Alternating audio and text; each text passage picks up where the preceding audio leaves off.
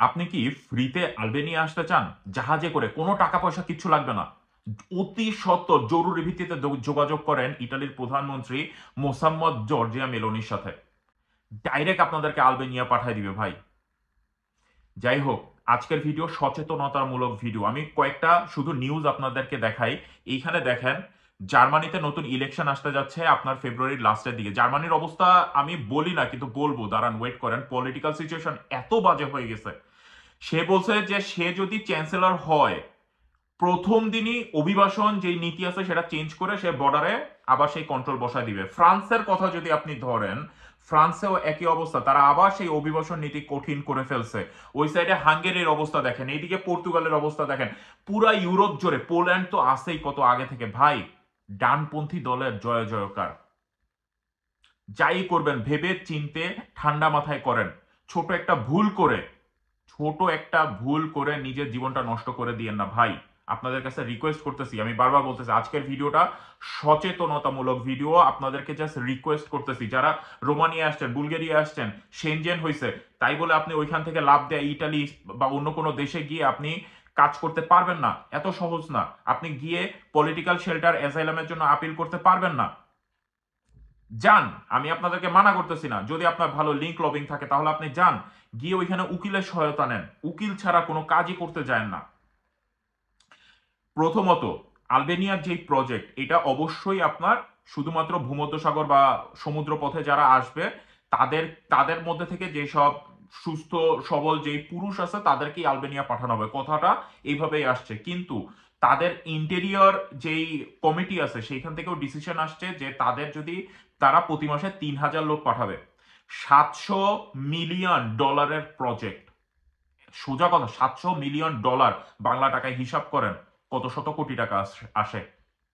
এই প্রজেক্ট সে বৃথা যাইতে দিবে? মেলোনি কি বলছে জানেন? Giorgia Meloni, Mosammat Giorgia Meloni, তার মানে তার ক্ষমতার শেষ মানে বিন্দু থাকা পর্যন্ত, রক্ত শেষ বিন্দু থাকা পর্যন্ত এই প্রজেক্ট সে একটা রোল মডেল দাঁড় করায় ছাড়বে। এই প্রজেক্ট সে সাকসেসফুল করে ছাড়বে। হোল ইউরোপের জন্য এটা একটা মডেল হয়ে থাকবে, যে বাইরের থেকে, ইউরোপের বাইরে থেকে যখনই থার্ড কান্ট্রি থেকে একটা লোক এখানে অবৈধভাবে ঢোকার চেষ্টা করবে তাদেরকে আলবেনিয়া পাঠিয়ে দিবে। সবার প্রথম সেনজিন বন্দরে আপনাদেরকে একটা স্ক্রিনিং করা হবে। ওইখান থেকে আপনাদেরকে গাজদার নামে আর একটা ছোট গ্রাম আছে সেখানে পাঠানো হবে। তারপরে আপনারা আপনাদের যেই কমিশন বলেন বা আপনারা যেই কেস করবেন তার ডিসিশনের জন্য ওয়েট করবেন। এবং কেসটা যদি নেগেটিভ আসে, আপনি যদি আপিল করতে চান, আপনাকে 5,000 ইউরো গুনতে হবে। তাহলে জিনিসগুলো একটু চিন্তা করেন। আপনি অবৈধভাবে ঢুকতে চাচ্ছেন, ইউরোপের সব দরজা পরপর বন্ধ হয়ে যাচ্ছে, কঠিন হয়ে যাচ্ছে। আমি কিছুই না, আমি এখন নিচ দিয়া যাব, আমি এখন উপর দিয়া যাব।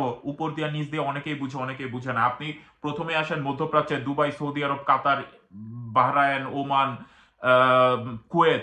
তারপরে ওইখান থেকে লরি মরি কিছু একটা কইরা আপনারা আসেন হইল গিয়ে ইজিপ্টে, বা দুবাই থেকে পাঠায় আপনাদেরকে ইজিপ্টে, ইজিপ্ট থেকে পাঠায় আপনাদের ত্রিপলি, লিবিয়ায়, পরে লিবিয়া দিয়ে আপনাদের গেম দেওয়া। এগুলা কি মনে করেন কি কেউ জানে না? আপনাদেরকে পাঠায় তুর্কি, তুর্কির ইজমির থেকে আপনারা নৌকা নিয়ে চলে আসেন, আপনারা আদানা থেকে নৌকা নিয়ে চলে আসেন। এগুলা কি কেউ জানে না? মনে করছেন কি ইস্তাম্বুল থেকে বন জঙ্গলের মধ্যে থেকে বুলগেরিয়ায় ঢুকেন? এগুলা কি কেউ বুঝে না? আমি যদি জানতে পারি, এইখানকার পুলিশরা খুব ভালো করেই জানে। ধরা খাইলে একবারে কাঠি ভাঙ্গা দিবে। এখন মানে সমস্যা যা হয়েছে, আপনাদেরকে সচেতন করার জন্য বলতেছি ভাই। ওয়েট করেন। ইউরোপের মধ্যে যদি লিগাল ভাবে ঢুকে থাকেন, লিগাল থাকার চেষ্টা করেন, হয়তোবা 2টা টাকা কম আসবে। আপনি আজকে রোমানিয়া আছেন, বুলগেরিয়া আসেন, হয়তোবা আপনার 600-700 ইউরো বেতন। আমি জানি এটা কম। লিগাল হওয়ার চেষ্টা করেন, পার্মানেন্ট রেসিডেন্সি নেন, ইউরোপের মধ্যে বুক ফুলায় লিগাল ভাবে ঘুরে বেড়ান। ঠিক আছে?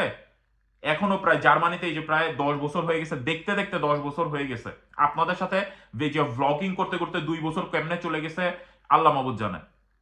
সময় চলে যাবে, কিন্তু বেশি টাকার জন্য, অল্প সময়ে বেশি টাকা ইনকামের উদ্দেশ্য নিয়ে চারিদিকে শুধু ঘুরে বেড়ায় না, এতে সব যাবে।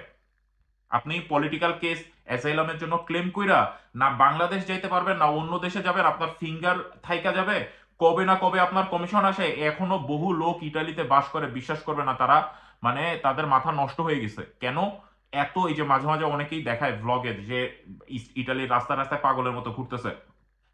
কেন এই ভুলগুলা করছে? আপনারা তো কথা বুঝেন না। আপনি যে পলিটিক্যাল কেস করলে কেসটা কিভাবে হয় আপনি বাংলাদেশে যাইতে পারতেছেন না, এই কারণে আপনি ইটালিতে আশ্রয় চাচ্ছেন। তাহলে কিভাবে আপনি বাংলাদেশে যাবেন? আবার পলায় বাংলাদেশে যাবেন? এতই সোজা?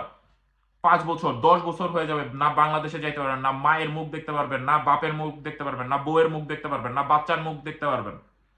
সুতরাং ইটালিতে মধু নাই, ইটালি বাদ দেন। যদি ইটালিতে আপনাদের 3বার নেগেটিভ চলে আসে কমিশন, তখন ইটালি ছেড়া দেন, এটা আমি বলবো। কিন্তু অ্যাটলিস্ট যেখানেই আপনারা থাকেন, যদি লিগাল ভাবে থাকেন, লিগাল থাকার চেষ্টা করেন, সেই দেশেই থাকেন। আপনাদের কাছে হাত জোর করে অনুরোধ করতেছি, নাহলে ভবিষ্যৎ কিন্তু আসলেই অনেক খারাপের দিকে যাচ্ছে।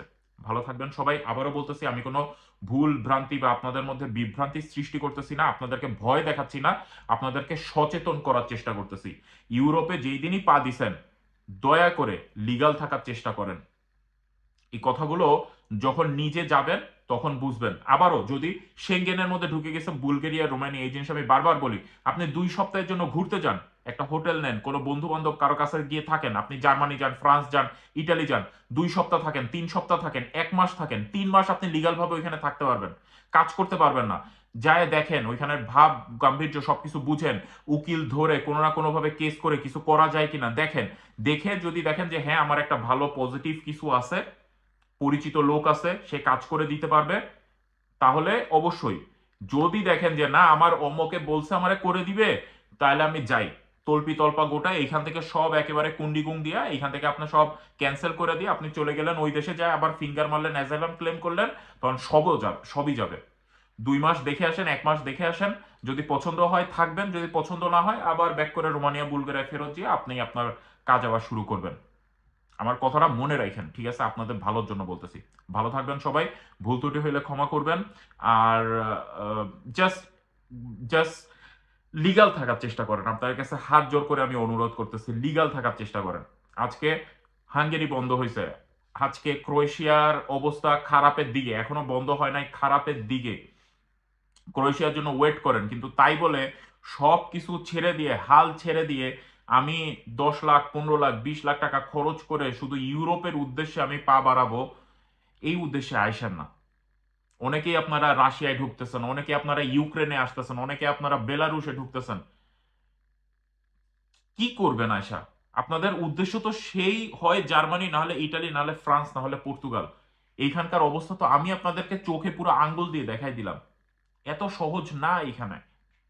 যে বা যারা আপনাদেরকে স্বপ্ন দেখাচ্ছে, একটু একটু হিসাব করেন, কয়টা টাকা খরচ করে 6 মাস সময় নেন, সময় নিয়ে একটা কাজ শিখেন, যে কোনো একটা কোর্স করেন, একটা শেফের কোর্স করেন, ড্রাইভিং লাইসেন্স করেন, ইলেকট্রিকের কাজ শিখেন, কনস্ট্রাকশন রিলেটেড কোনো কাজ শিখেন, গাড়ি রিলেটেড কোনো কাজ শিখেন, মোবাইল সার্ভিসিং এর কাজ শিখেন।